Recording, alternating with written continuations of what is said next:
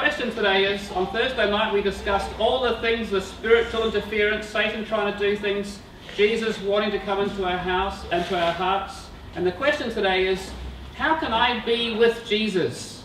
How can Jesus and I be best mates? How can we get this special relationship? This is in Matthew chapter 7, and this is the first few verses in Matthew chapter 7. It says, "Do not judge, so that you will not be judged. For in the way you judge, you too will be judged. And by your standard of measure, it will be measured to you. Why do you look at the speck that is in your brother's eye, but you do not notice the log that is in your own eye? Or how can you say to your brother, 'Let me take the speck out of your eye,' and behold the log that is in your own eye? You hypocrite! First take out the log in your own eye, and then you'll see clearly to take the speck out of your brother or your sister's eye." Here's a question. This is my brother Stephen when he was a small boy. How can you tell if someone is sleeping? How can you tell if someone's sleeping? Their eyes are closed, I heard someone say. Snoring, yes? They have a peaceful look on their face. They have a peaceful look on their face. All right, there's a trick question. I'll come back to you on that one. Okay, here's a question. Who is more wealthy? This lady or that man? All right, how do you know? How do you know the man's more? You just can't go by jewellery. You can't go by jewellery? Who's the girl on the left? Don't know. Who's the guy on the right? That's Bill Gates, Microsoft CEO. He was the richest man in the world. Now he's the second richest, I think. But he's certainly a very rich man. So how can you tell? Not by looks, right? You can't tell by looks. Unless you know the face, you'd never know. And that's one of Bill Gates' many toys. The lady can only afford the jewellery on her fingers, but that's all she can afford. Bill Gates has got lots more. Okay, who's more famous? This one or that one? Be careful, it's a trick question. Does anybody recognise that face? Yeah, Mel Gibson. Mel Gibson. He's got to see that hat, the little picture in the bottom there. He's pretending to be somebody else. And who's the guy on the right? Michael Jackson. No, it's not Michael Jackson. He looks like him. He's an impersonator. Yeah, well. I think his name is Navi. Is it Navi? I think his name's Navi. He's pretending to be Michael Jackson. So who's more famous? The guy in the baseball cap on the left with the glasses on, that's Mel Gibson. He's the more famous of those two. Alright? Who is more athletic? This boy or that lady in the wheelchair? Be very careful now, so I've tricked you so far. Who's more athletic? She might be in the Paralympics. Whoa! 16 Paralympic medals, 11 golds, 30 world records, and won the London Marathon 6 times. Tanny Gray Thompson. There she goes. Be very careful looking at the outward appearance. You think the boys running and the girls and the ladies in the wheelchair, but who's the athlete? Okay, who's more generous? You recognise this face from before, this Uncle Bill again. Who is more generous? Who gives away their money more freely? Yes. The one with the 2 coins, eh? You reckon so? Jesus thought so. After Bill Gates, by the way, is a very generous man. He's very philanthropic. He's generous. I don't want to say anything that denies it. He's a very generous man. But after he's finished giving everything, that's his lounge room left over. That's an aquarium in his own living room with real fish inside. Or maybe it's a TV screen, I'm not quite sure. But he's got a very fancy living room, and that's after he's given away millions and millions of dollars. He's got lots left over. That person with the 2 coins, that's all they have. Okay? Another trick question. Who's the brave one here? That old man or that young one? Who's the brave one? Who's the bravest? You know those guys? Who's the guy on the right? You should recognise the guy on the right. That's Rambo, Sylvester Stallone. Who's the guy on the left? Could be anyone. That's not anyone. Oh, he is. That's Private First Class Desmond Doss, Medal of Honor. Oh, Who's the bravest? Oh, God. According to Harold Truman, this is one of the bravest men he's ever met.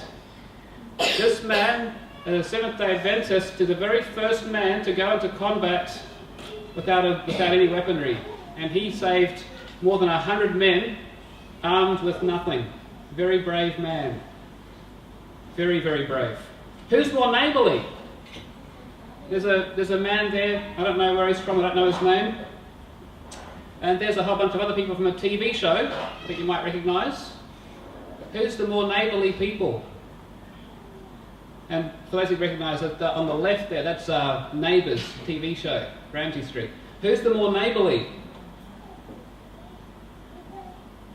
Isn't that interesting? Jesus tells politically incorrect stories, doesn't he? So how can you really tell if someone's sleeping? When I was a small boy, I was told by my mum and dad to sleep in the afternoon. You know, the day sleep. Does anybody remember having to have a day sleep when they were younger? I still do.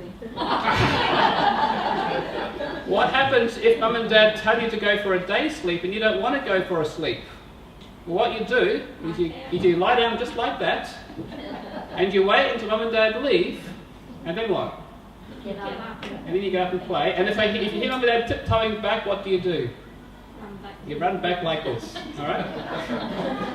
So how can you really tell if someone's sleeping? You need to stay there and watch them all the time, don't you?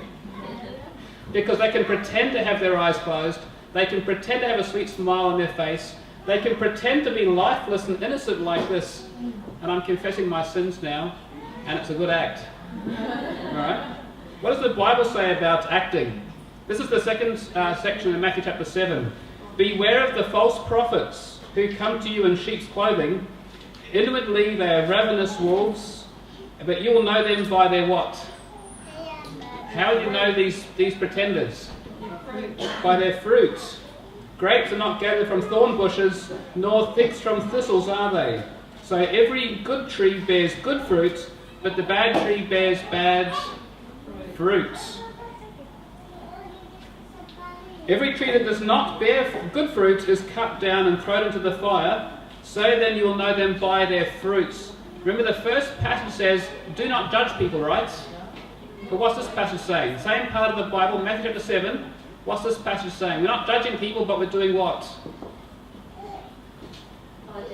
We're identifying fruit. Alright? So you can't judge me, I can't judge you, but we can tell the Spirit of Christ by looking at the fruit of the Spirit. Alright. Who is this? You're probably tired of trick questions now. Who is more Christ-like? Who's the Christian in this picture? This man here, or that man? Who's the Christian in that picture? We're going by face value. That may be. Okay. Is it safe to go by face value? Okay. So who's the Christian? How are we going to tell? Sorry? How are we going to tell? You don't know. By their fruits. By their fruits. Oh, thank you. Okay. So is the picture helping us at all? Not really. The picture's irrelevant. It could be anybody. It could be Mr. Bean. It could be me. It could be you. The picture is irrelevant. The picture's not important. What's important is what? The fruits. Okay? So how can I be like Jesus? How can I be with Jesus? All right? Is praying good? Yes. It might be. Is playing Xbox or watching DVDs good? Does that help to get close to Jesus or further from Jesus? Well, it depends what the DVDs are. It depends on the fruit. Okay? How about if I go to the footy? Or if I'm helping somebody, this is a picture here, someone's got this jug of water and he's pouring it for this man to have a drink out of his hands. He's thirsty. How do we tell if people are following Christ? How do people tell if I'm following Christ? How will I know that I'm a Christian? By your fruits. Not by my pictures, right? Not by my tie, not by my suit, not by standing here and holding a Bible. That's just pretend. Anybody can hold a Bible. That's how you live. It's how we live. Okay, so how do we succeed? How do we have victory? How do we have Jesus in our hearts? Well, this is where Betty read for us this morning. Ask and it will be given to you. Thank you. Seek and you will find. Knock and it will be open to you. Everyone who asks receives. He who seeks finds. And to him who knocks it will be opened. Or for the dads now, what man is there among you who when his son asks for a loaf will give him a stone? Any dads do that one? Not decent dads. Or if he asks for a fish, he will give him a snake. If you then, this you, me, dads, for those of us that are dads in here, if I then, being evil, even though I'm a sinner, I know how to give good gifts to my children, how much more will my Father in heaven give good gifts to those who do what? Who ask. Hey Dad, can I have a fish please? Sure son, here's a stone or a snake. You know, does Jesus do that? No, he says, ask and it will be given to you. In everything, therefore, treat other people the same way that you want them to treat you, for this is the law and the prophets. Okay, so what does it take to be with Jesus? What do children do to be with other children? This is not a trick question now. Trick questions are finished. How do children get together and play? They just go for it. I don't care about, brushing my teeth first or washing my hands. If there's a kid there, they're off. And Jesus says, unless we become like little children, we cannot inherit the kingdom of heaven. Children just go for it. Here's another picture. Isn't that a brave kid? How many adults would do that?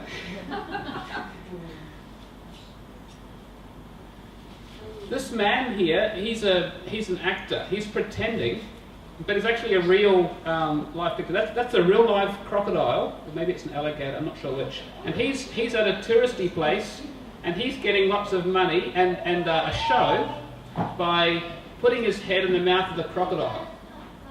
And he's showing people how brave he is and how much he trusts that crocodile not to close his mouth at the wrong time. What does it take to follow Jesus? Sometimes it takes being a bit willing to take a chance, take a risk, to do things that seem to be dangerous. No, I wouldn't do that one yet. But don't forget, in the Bible, Jesus did ask people to do funny things. Jesus, for example, asked Abraham to offer your son as a sacrifice. And Abraham's saying, but God, this is my only son of the promise, and you've promised to make me a great nation. That doesn't make sense, God. How can I do that? God says, trust me. All right? What does it take to be with Jesus? All right? I challenge you, you can pretend to be a Christian all day long, but the real ones have to read the Bible. If you can't read, get it on an audio. You get like an MP3 player or a DVD or an audio, or get someone else to read it to you. If you have a desire to be close to Christ, you have to be close to His Word as well. Now, you notice I haven't got any pictures of churches here today, and that's intentional. What does it take to be with Jesus? What are these people doing? Can you see the picture there? They're in a big circle, and everyone's leaning over backwards, and their head is resting in the chest of the person in front of them. And they're around a big circle. What happens if one of those people hops out of the circle? They all fall down. How do we stay close to Jesus? We have to trust, yes. Have to spend time. Have to be like children. But we also have to be in a circle. We have to be together. We have to support each other. If Nathan has a bad day, maybe Nathan needs some help from my friend Sonny in Sloughnor. Or maybe one of you needs help from your sister or brother to help you out when it's tough. If we're just by ourselves, we cannot possibly stay together like this. And it's pray every day and forsake not To pray every day, all right. Now for those of us that are married, what does it take to stay close to your spouse? There's a beautiful young girl there from a few years ago. What does it take to stay close to your best friend, your mate, someone that you care about? How does that work? How do we stay close to people that we care about? We show love. We show love, yes. So we need trust, we need time, we need to take risks sometimes. We need to stay together and work together. Oh, you do your own thing, I'll do my own thing, thank you very much. It doesn't work too well, does it? Now, unity, yes. And we had in the service this morning, forgiveness to one another. I go to my friend Brenton and I say, I'm sorry, mate, I made a mistake yesterday.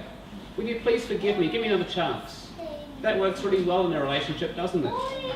Now, we can have all this theory. What does the Bible say at the end of Matthew chapter 7? This is the part, and we'll be finished up. This is the last slide for the service. This is what it says. Therefore, everyone who hears these words of mine and does what? You can't just pretend. You've got to actually do something. May be compared to a wise man who built his house on the rock. The rain fell, the floods came, the winds blew and slammed against the house, and yet it did not fall, for it had been founded on the rock. What about the rock might stand for? Everyone who hears these words of mine and does not act, that's the pretenders now. I'm pretending to sleep. If we pretend, it says here, if we pretend and do not act, we'll be like the foolish man who built his house on the sand. The rain fell, the floods came, the winds blew and slammed against the house, and what happens? It fell. And great was that fall. Great is the disaster. How do we have Jesus in our hearts? How do we be with Jesus? Well, I hope that we can remember Matthew chapter 7's got a bunch of really good suggestions there. Becoming like children, having a relationship, doing things that seem dangerous or don't make sense, that Jesus tells us. Jesus says, trust me. We need to trust Jesus. And then going out and sharing with other people. Let's have the closing hymn now. And it's I'd Rather Have Jesus. Please stand with us and we'll sing this one together. I'd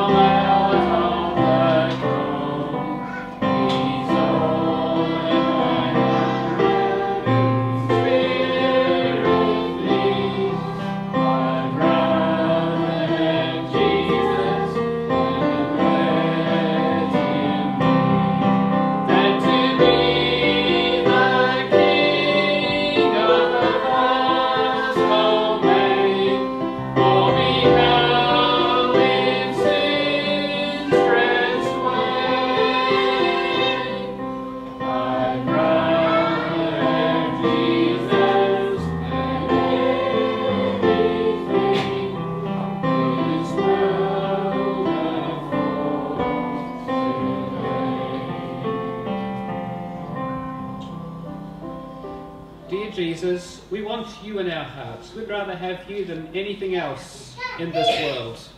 And we'd like to ask Jesus to help us not only to have you in our hearts, but to share you with our mates as well, with the men at work, with the ladies that we come in contact with our playmates at school or in the community. We pray, Jesus, that you help us to share you and your love so that our friends can also know that you love them too. Please come back very soon and take us back to the place that you prepared for us. We love you so much. Amen.